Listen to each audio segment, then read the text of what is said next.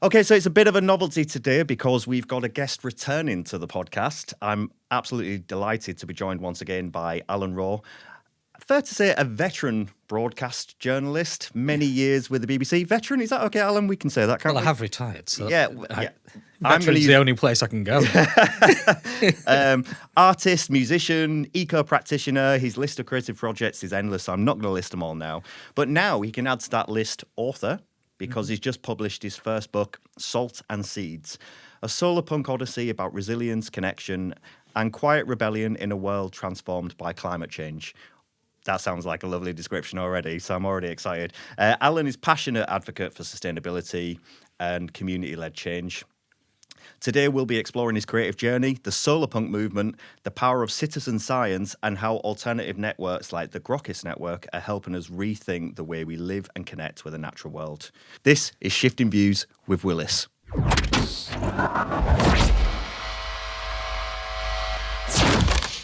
Alan, welcome back to the podcast. It's lovely to be back. I explained in the intro of all of the things you've done. I've known you for years, so I know that of all the creative projects you do, and you do a lot of stuff in a lot of arenas, usually underpinned by creative, quote unquote, and certainly at very much a grassroots level. Yeah. That connection of stuff. So a journalism, photography, being an artist, a musician, working in the eco world. How are these creative and sort of professional strands connecting your life and work? Are they really intertwined? I believe so, yeah. Yeah. They're all just ways of expressing things. Yeah. And enabling other people to express things, as you're doing now. Yeah. Through journalism and then seeing things that people are doing which that make me buzz to my core, and I think, wow, I just can't help but tell everybody about that. So having a radio show and an art gallery and that kind of thing, festivals, allows me to do that. Yeah.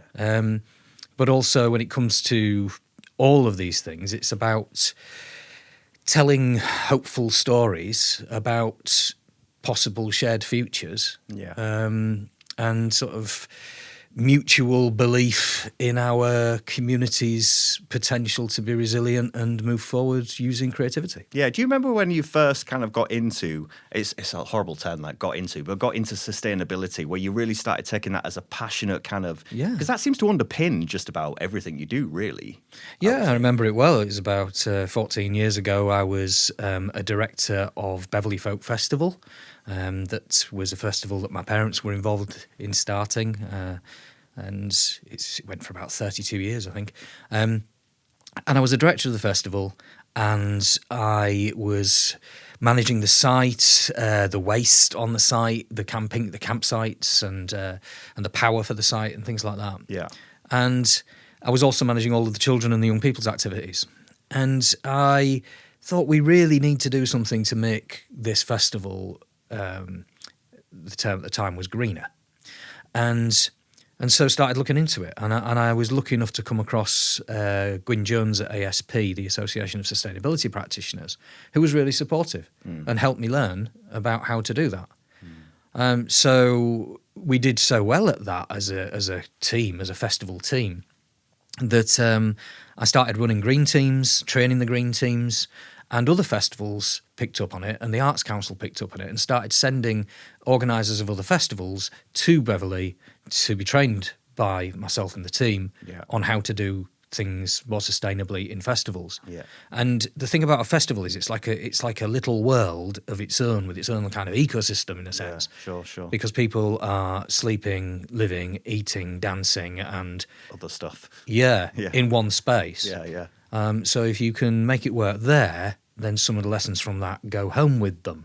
Yeah. So that seemed important work. So you've kind of had that little spark with the Grassroots Festival, and then you've really continued in this kind of grassroots world, because a lot of the work that you're doing very much is that grassroots kind of community, getting the people involved and really using art forms to drive messaging of some sort. Not always about sustainability per se, but kind of more of this collective responsibility to do good, to do things. And is that kind of what drives you, this kind of community-led element? I believe so. I like personal connection with people. I know my skill set, and it is one-to-one or small groups mainly. Yeah. But I can then work with a small group, and together we can put something bigger on for bigger groups. Yeah. But you know, the world of business, I know I'm a social entrepreneur, but the world of business it's not really my realm. Yeah. And there's something in that connects back to the sustainability as well. Sure. And it's sort of, the business world tends to have this kind of Darwinian element to it of survival of the fittest, Sure. lord of the jungle, trying to become the big lion, striding through. It's all very Alan Sugar, isn't it? Yeah, and I much Sorry, prefer Alan. to look at it as more of, you know, there is another element to evolution. There is another element to nature, and you know, beneath the big lion's feet, there is the mycelium network, where everything is connected, working in relationship, sharing, and is more resilient and sustainable because it's able to support itself through so many different neural networks. Yeah, and I think that the future, as I've said in Salt and Seeds, is more that way. So Salt and Seeds is actually an isomorphic metaphor to a certain extent because what nature's doing in the book, which is fictional, because it's a fictional book, so why should I just write facts? Sure. So I've written a fictional version of what nature would do, Yeah. but it's an isomorphic metaphor for what the people need to do.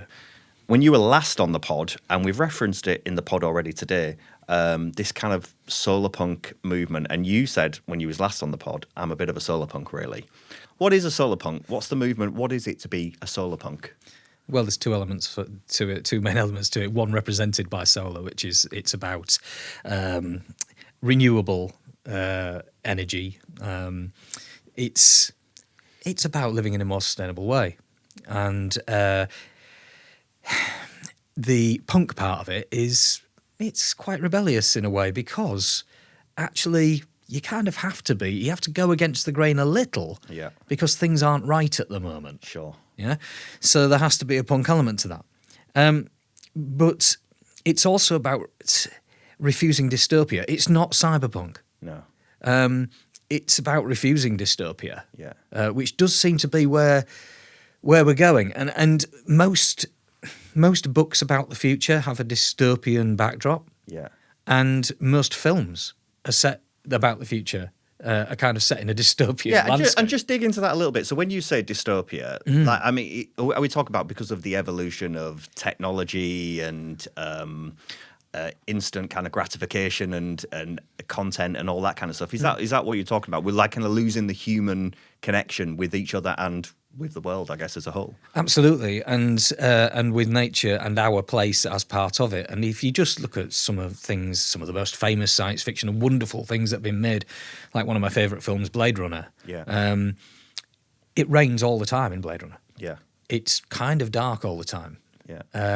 It's not a very healthy or nice place to be. Sure.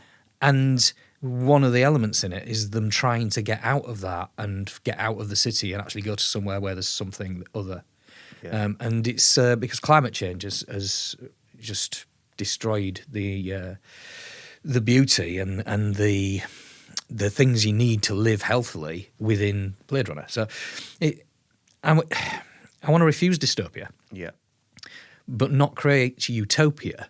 Sure. It's not about a utopian future that we're writing about. It's about a messy DIY, doing our best, working together kind of resilience, because climate change is happening, regardless of what politicians in some countries may tell you. Yeah.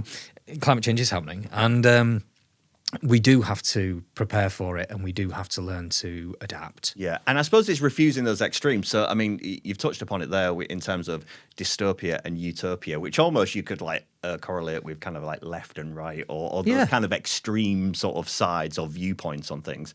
And then you've kind of got this bit in the middle that kind of says, look, stuff's happening. It's not really very good for us. We've kind of got to make something work here and try and roll with the punches, so to speak, and find new ways of doing things. And you referenced sci-fi there in Blade Runner, and there's this kind of element of, because it's sci-fi, those were films, you know, that kind of imagined a world in which this kind of situation was happening. But actually, we're actually seeing that now in our sort of 3D world, aren't we? Right, and it's slowly hitting us, isn't it? And almost we're just kind of falling. You know, what is it? It's like a frog in a pan of water sort of thing. Absolutely. It's that kind of thing. The age I'm at, I grew up reading 2000 AD magazine. Yeah. Right. We're now 25 years past that, and I'm pleased to say that in the year 2000, things were not like they are in 2000 AD comic. Sure. But they're getting very close 25 years later. Yes. And we seem to still be heading in. So the dates are off slightly, but not by much. Yeah. No, it's really interesting. And this dystopian thing is really interesting. And I guess, you know, from media and social media and technology and AI and consumerism and capitalism and all of this stuff, you know, that we've kind of fallen into and has become the norm, it does feel kind of dystopian. There is a kind of a negative feeling just generally, I would say, across humanity as a whole. You know, there's war, there's famine, you know, and I know these things have always been there, and it's not to kind of hammer it, but it seems to be much more frequent, much more part of our day-to-day, and that lack of sort of joy in being, you know, living, being alive, being part of the ecosystem, being a human, connecting, we're sort of losing that a little bit. We're losing it. Certainly we're losing it on the mass level, on the meta level. And you would think we were losing it an awful lot more than we probably are if you just believe everything that you see in the media. Yeah, stop watching the media. Yes. Well, last time I was on here, we talked a little about the Humber Eco Fest that I was running and BBC Eco Time that I was presenting and the producing. Yeah. And that was driven by the fact that what is generally getting on the news is things we need to worry about. Yeah. Because the news is kind of designed to tell you when to duck and cover. Yeah.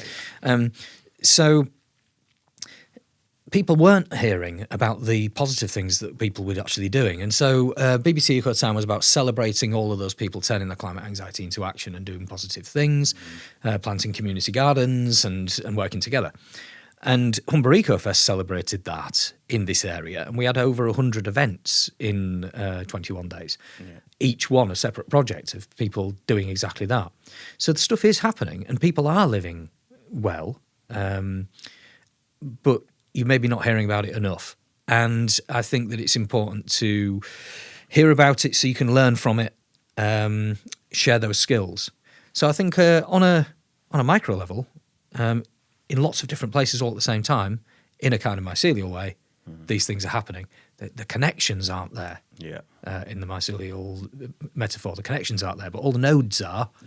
And this process is about trying to connect those up, I think. And doing things through networks like the Grokkist network is about connecting those things as well. Sure. But there's a big sort of undercurrent to this, and I only ended up writing this book at all because I was doing workshops. And the workshops are writing salons. It's about getting people to write themselves into the future that they would like to live in and make it an optimistic one. Sure. And then think, okay, so what did I have to learn between now and then to be able to make sure that I had the skills and the resources and the connections to be able to live like that? And that's very Solarpunk, I think, is that future pacing and saying, no, we're going to see this, we're going to see a better world than the dystopian one. So we kind of all need to be a little bit more Solarpunk, don't we, really? And I suppose we kind of are in a way. Yeah, I would say en masse, you know, most people are generally quite conscious of what's going on, kind of even at their own sort of level, you know, what's going on with the weather, what's the risk of flooding, you know, the cost of food, being able to act, whatever. There's lots of elements that affect you directly in your everyday life related to the wider concepts of environmental sustainability, climate change. And I think many just kind of struggle with the idea, as you say, because there's a media narrative which is like, you know, the world's on fire and everything's terrible. And some people just don't know what to do with that.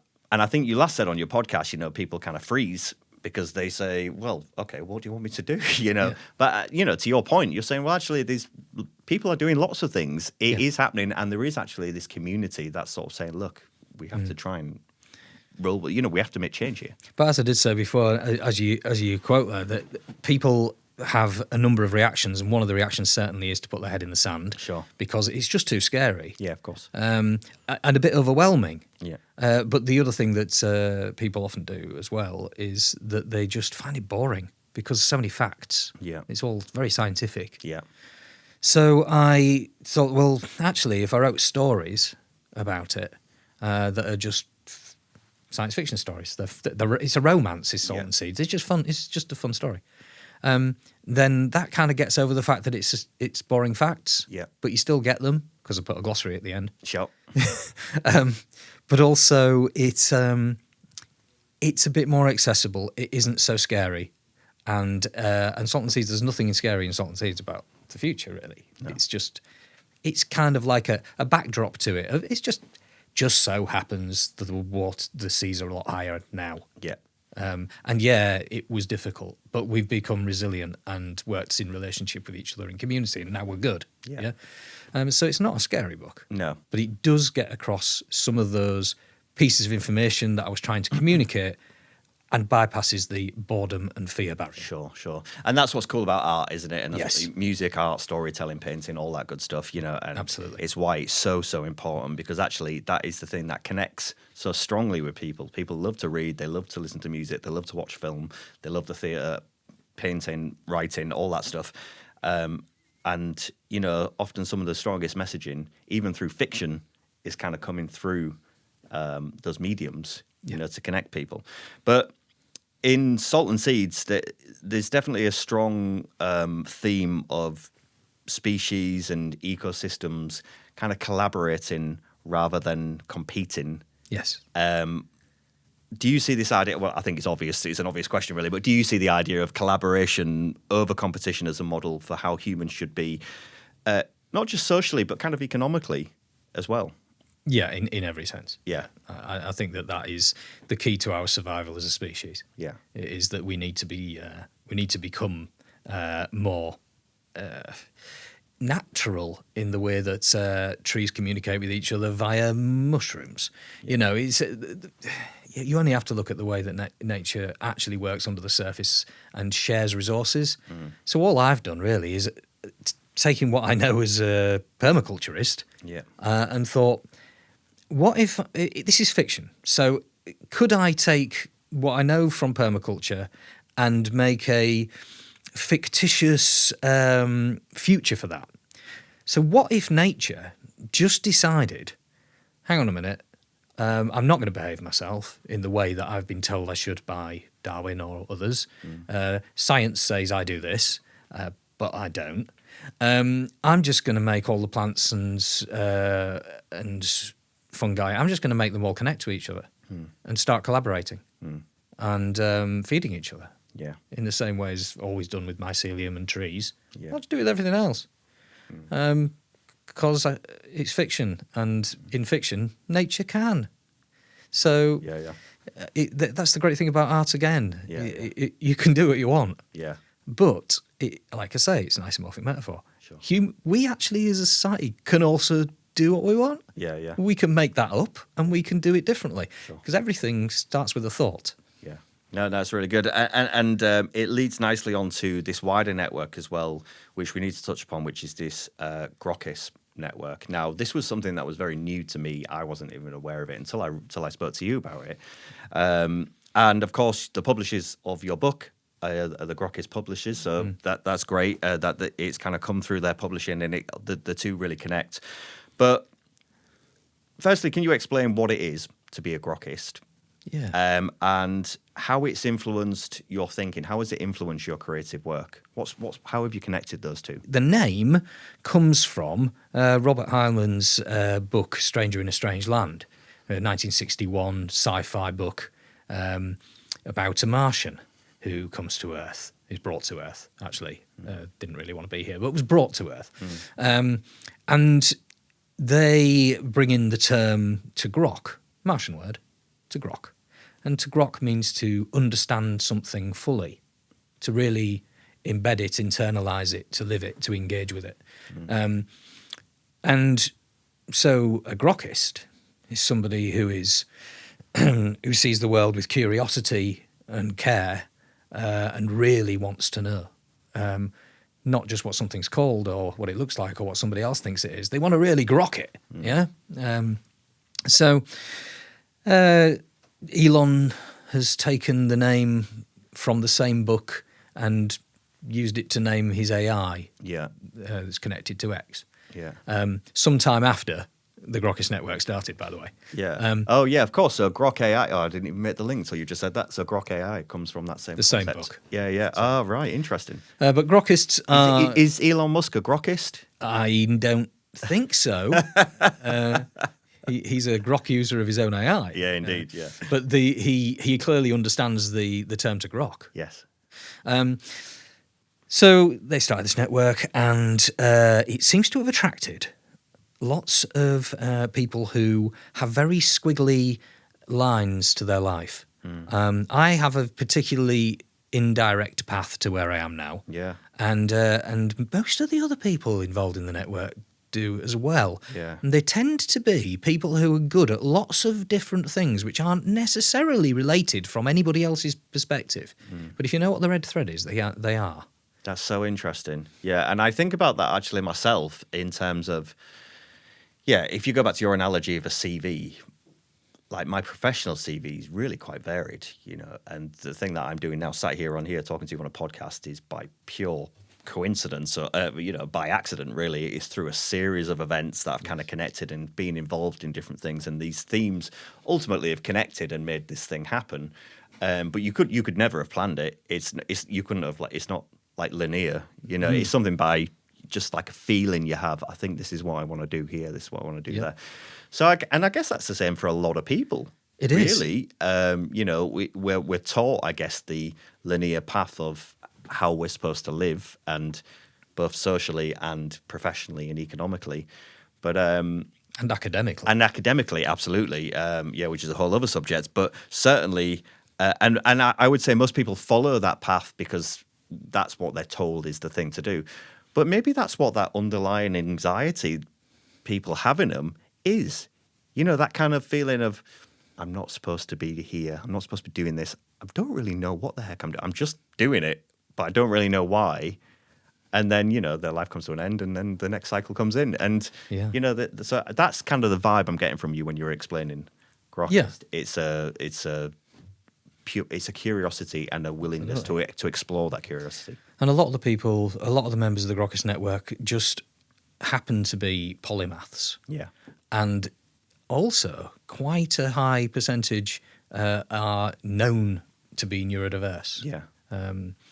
And it's interesting that the one thing that every single one of them is just so curious. You know, curiosity killed the cat. It could be terminal, but we're terminally curious. Yeah, sure. And definitely spending the majority of their time not looking for financial gain as the main thing that's driving them, not looking for likes and subscribers as the main thing that's driving them, clearly, helplessly being driven by their own curiosity and their inability to just ignore things. Sure.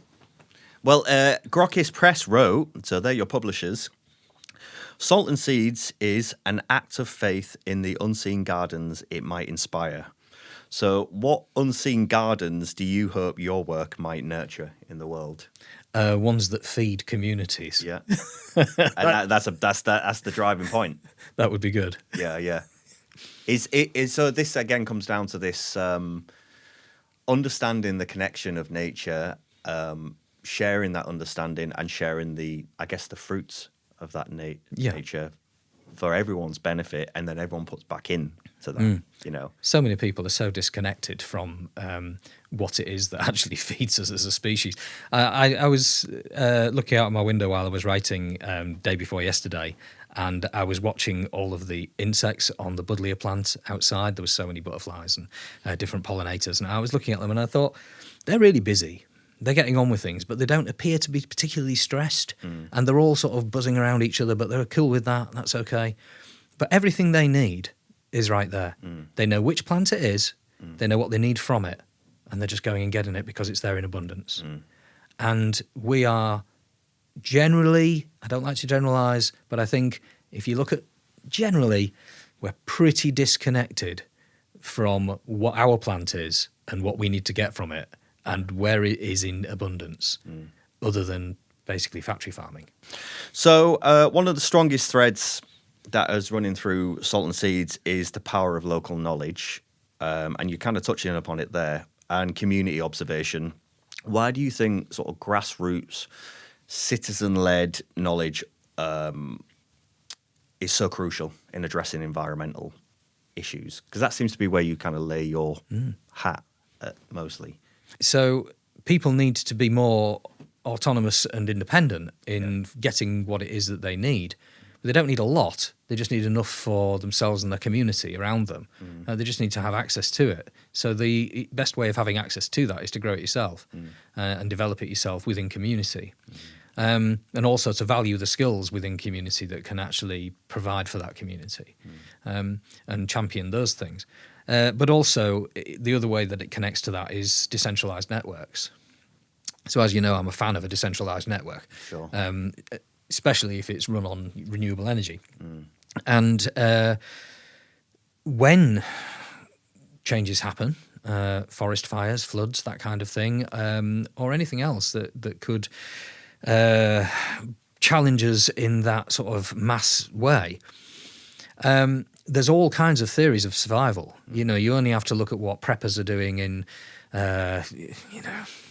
places around the world, especially in America, and watch some of those documentaries to know that people are building fortresses around themselves and siloing themselves into these spaces where they're growing enough to feed a whole community just to survive on for themselves for the longest possible time in these fortresses. It's almost like a preparation for apocalypse in a way. Absolutely, Is apocalyptic. Yeah. And their preparation for apocalypse is to build fortresses around themselves and feed themselves and carry guns to stop other people from getting it because there won't be enough.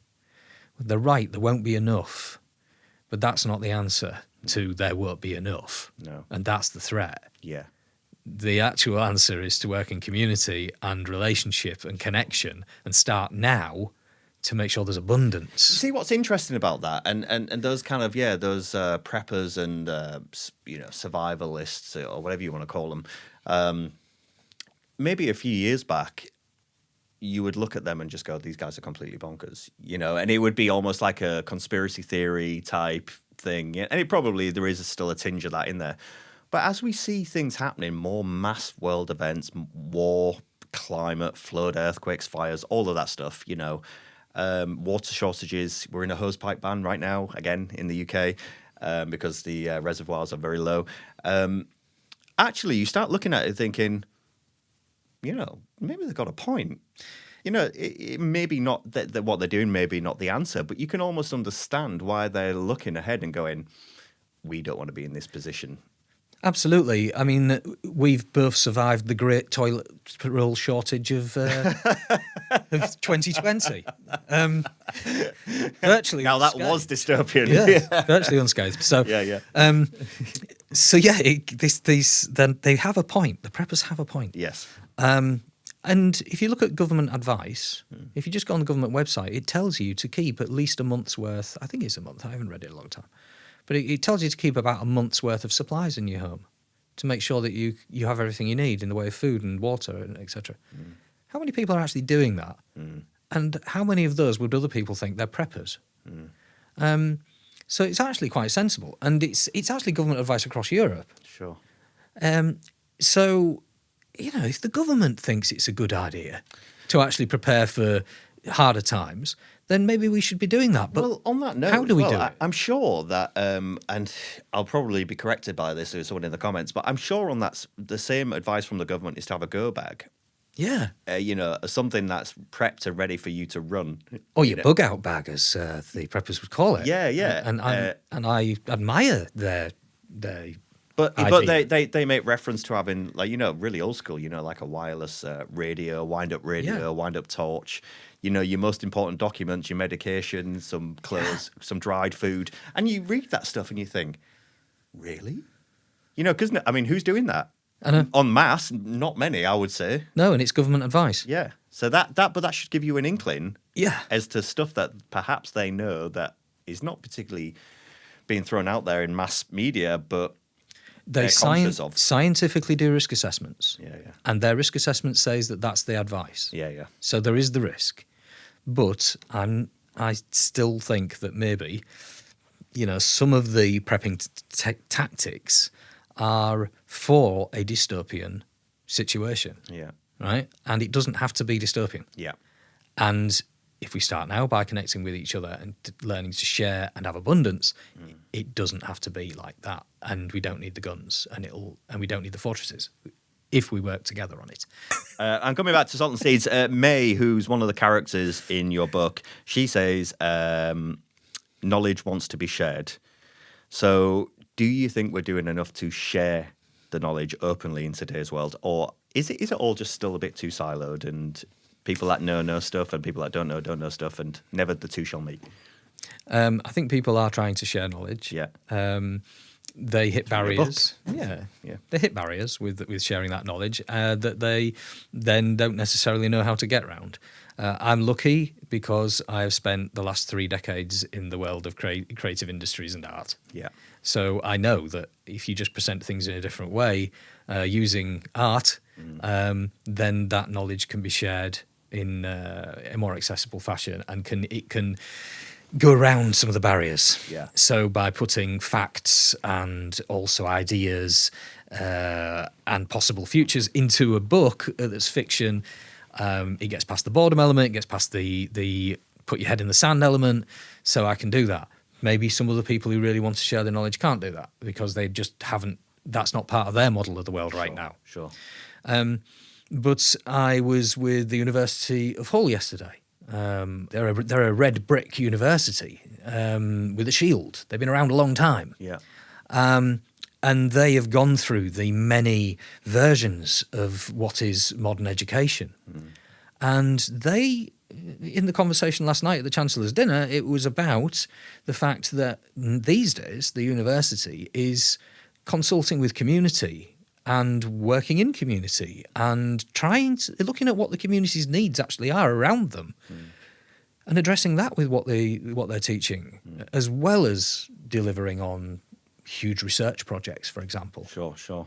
So, education and the big educators are constantly evolving. Yeah.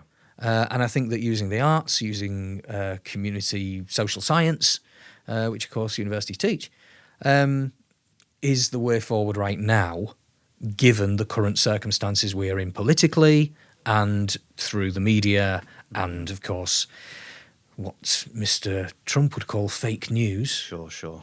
I think that we need to turn to our universities. Yeah. I mean, you've always done this across many projects, but talking about Salt and Seeds, and I don't want to give too much away because I'm midway reading through it, but essentially there are events that happen within that book, particularly around sea level rises, flooding, storm surges along with spring tides, and we hear about this, it's talked about in the media, we're aware that these are things, but actually quite likely, these things are quite likely. And the fact that your book is sort of set in our region, so we're speaking from Hull, the Humber area, and if you go up the coast and Whitby and all these sort of seaside towns and coastal routes, it's well known around the world. There's coastal cities that just might not be there. And now, earlier on, we were saying, look, we can't put out the scary message because people bury their head. But there is a reality that people usually don't react to something until it's happened, and then it's a reaction rather than a prevention. Yes. We should be aware that it's not just kind of, hey, one day the sea level might rise and hey, be aware. It is a thing. It's happening. And when your house is underwater, it's going to be a problem. And we're not far away. Your book is set only, 25, 30 years from where we are now. Yeah. Right? So, I mean, this is a serious issue. It's not just, hey, climate change and environment, let's grow tomatoes. It's like, this is a problem. Yeah, me and you are both in the Humber, as you say, and we might be much more in the Humber than we. Quite literally, it's going to be in the Humber. Yeah. Fairly soon. Yeah. And people will just have to have a look at the book or read the book to find out if Hull is still here or not. Yeah. But I love the East Coast. I love the people of the East Coast. This is where I was brought up, and I love the resilience and the attitude of people here. Yeah. And I think that we're well placed to take on anything like this, but only if we work together. Do you know what blows my mind though? Just if you was a doubter about this, so if you're a doubter about environmentalism, climate change, erosion, stuff like that, you can physically see like the data in front of you. You can look at maps of a country now and 20 years ago and 30 years ago and look at it shrink. Yeah. I mean, you can literally see it before your eyes. It's happening right before your eyes. At what point do you think that shrink is going to stop and all of a sudden you're all right because you're here? Yeah. No, that's not happening. There has to be change, surely. And if you buy into the narrative, particularly from populist people and that are giving you this political narrative that it's all just fake and, we're all being conned and stuff like that, you're an idiot because that's my words. You're an idiot because it's in front of your eyes. Yeah. And maybe just have a look.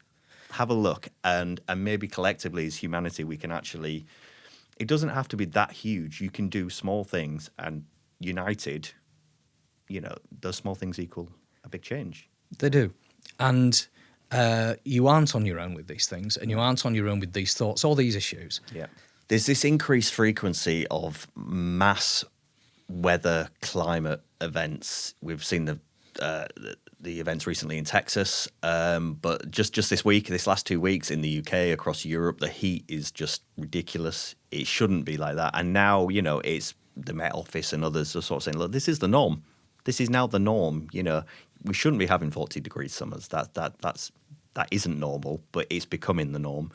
And then every time there's some sort of mass event, mass flood or fires in California or Australia or all of these things that cause so much damage and chaos and destruction, but it's kind of like this resilience to rebuild, which is the humanity element of like, come on, community, get together, let's help each other, let's rebuild and survive.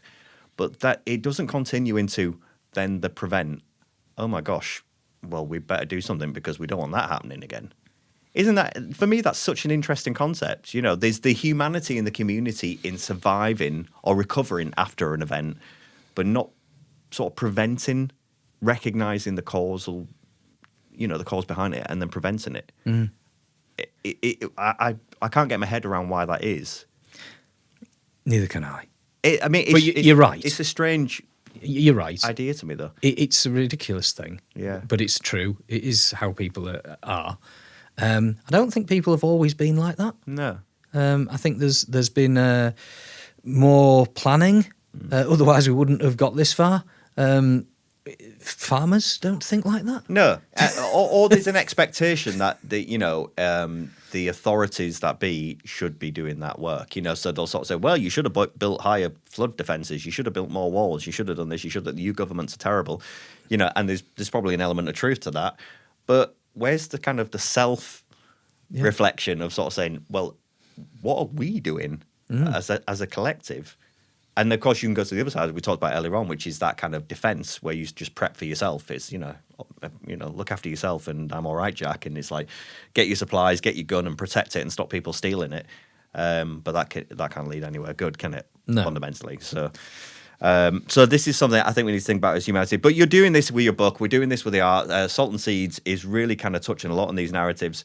You've spoken in the past about the need to connect sort of rigorous science with, I guess, ancient wisdom. Yeah. Yeah. And I guess that goes along with what I just said about we didn't always think like that. Yeah. Yeah. So how do these different types of knowledge, how do they work together? Because we've got a lot of information now. We've evolved in the world. We've got science, we've got data, we've got information, technology, machines, space, whatever. But you've kind of got stuff that people knew thousands of years ago. And how do we kind of link those two? Those things haven't gone away. No. They're still written down. That knowledge is still there. Yeah. Yeah, the world may have changed in many ways, but we are still in nature. Yeah.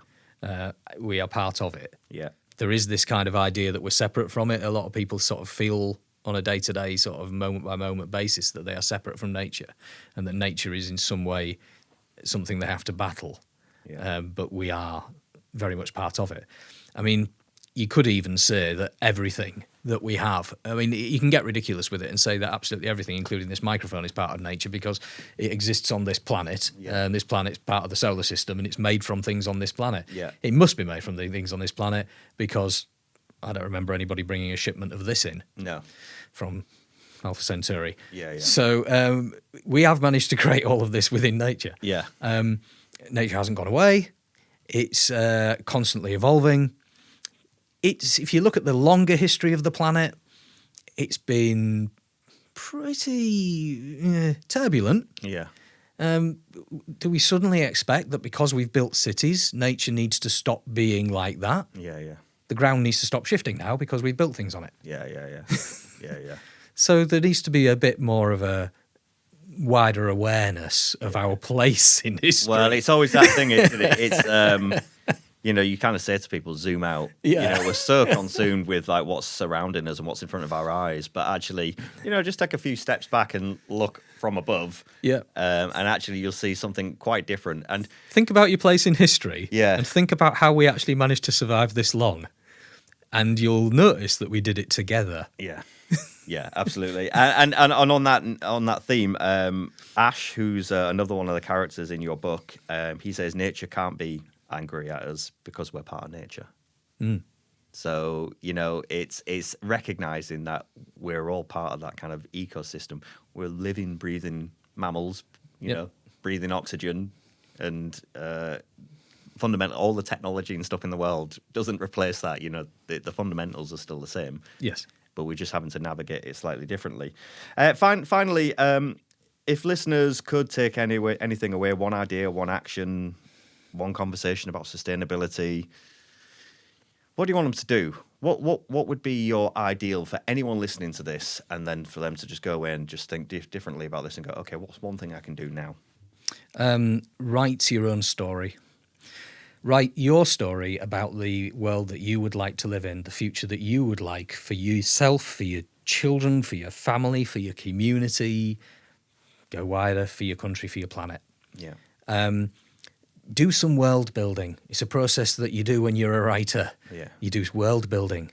Okay, I'm going to write this story. I'm writing myself into it and writing my friends and family into it. What do I want that story to actually be like in the future? What do I want my day to be like? I wake up in the morning, in the future it's like this. I go and do this as a job. I eat this. This is how it works. Okay, so what's the world building around that? You eat that. Where did that come from? How was that produced? How did it get to you? How did you grow it? How did you get from A to B? When you woke up, where were you sleeping? How was this house built? What's it made of? Do some proper world building and trace it back, just like any writer would, creating a science fiction world, creating a story on another planet. And then think, okay, so I've made it better. This is the world I'd actually like to live in. Yeah. So what has to be true in that world building for me to be able to have that? Yeah. And work back.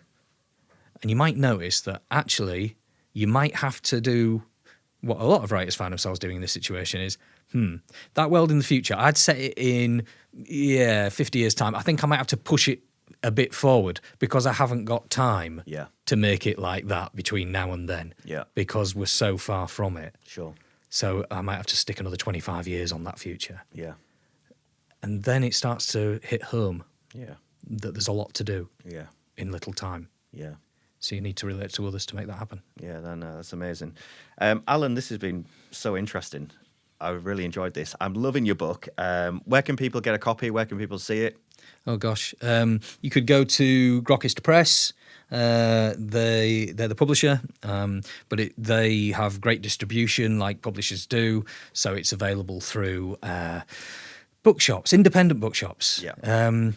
So they can order it. Independent bookshops, if they haven't got it in, they can order it. It's available from all their usual suppliers. Yeah. But it is also available, as published works are, on Amazon. Yeah. I'd prefer you to go to your independent bookshop. But it is available on Amazon if there isn't an independent bookshop near you. Yeah. And then when you've read the book, maybe you can start your own independent bookshop if there isn't one near you. Yeah. And you've got a book to put in it. Exactly. Because it does say in the back of the book, write a message for the next reader and pass it on. Yeah. which isn't great for sales, I'm sure, but Grokkist Press aren't about that, so they were cool with it. Yeah. You will also find copies hidden around Europe. If you read my Substack, you'll know where I put them. What's your Substack?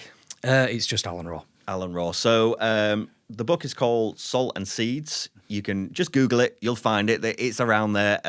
It's in all the shops, as Alan said. You can get it online. It's via Grokkist Press. It's via all the usual book places that you might go to, but we'd like to try and get it independent if you can. That's the first point call. But Google it. It's a really good read. I'm at chapter 4 now, and I'm loving it. I'm loving the characters. I'm loving where it's going. I'm loving the set or the location of it. It resonates closely with me because that's where I'm from. But actually, this is a global narrative, and it'll relate to anybody reading it. So, hey, look, I just got to say, I'm not a good writer, okay? But it's a cool story, I think. It's a cool story. Other people think it's a cool story too. In fact, one person, I've got to give Tracy a mention. Tracy, who is based, I think it's Ohio, has already said she's kind of starting a Kickstarter to build the boat that's in the story. So, it's got a cool boat in it, if you like boats. Yeah. But yeah, really. Can we say what the boat's called? The Wild Margin. The Wild Margin. Yeah. Which I love. And I'm not going to talk much about this, but I just want to say that if you kind of want to blend sort of technology and ecology and fantasy, it's a very interesting concept, interesting vessel. Anyway, and it's a romance. Yes. Who doesn't like a romance? Yeah, who doesn't like a romance? So Alan Rowe on Substack, check him out there. Check out the book, Salt and Seeds. Alan, this has been really, really interesting. Thank you for coming on. Second time. Fun as always. I love the conversations with you. Great. And it does feel much more like a conversation than an interview of any sort. You're great at that, and I appreciate it. Oh, thanks, Alan. Right, see you next time. See you next Cheers. time.